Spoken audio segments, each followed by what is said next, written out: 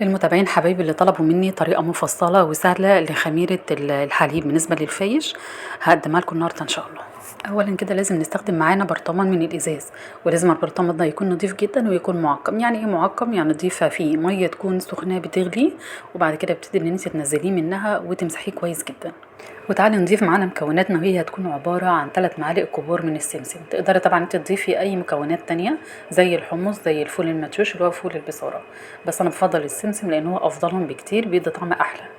تمام. هبتدي ان انا انزل عليه كمان كوب من الحليب، بس الحليب ده يكون ساخن جدا.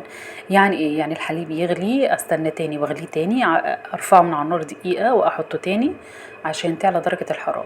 وهغطي البرطمان بتاعنا كويس جدا بطريقة تكون محكمة، وبعد كده هلفه بفوطة كده واضيفه في مكان يكون ضلمه، يعني مثلا زي دولاب المطبخ كده او اي مكان تاني لحد لما يتفاعل معايا. ازاي اعرف ان هو اتفاعل معايا؟ هيكون بالشكل ده، من تحت هيرصب ميه وفي النص هيجبن معايا يعمل زي الجبنه، وهنلاقي كمان ان السمسم من فوق على سطح المكونات كلها.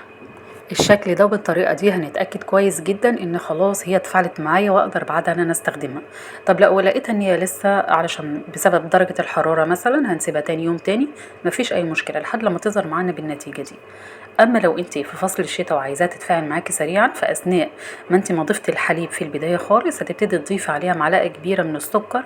ليه؟ لان السكر بيخلي المكونات بتاعتها تتفاعل بسرعه، زي ما بنشوف كده في الخميره. ليه احنا بنخلي الخميره تتفاعل بسرعه؟ بتتغذى على السكر، علشان كده هي بترتفع معايا سريعا.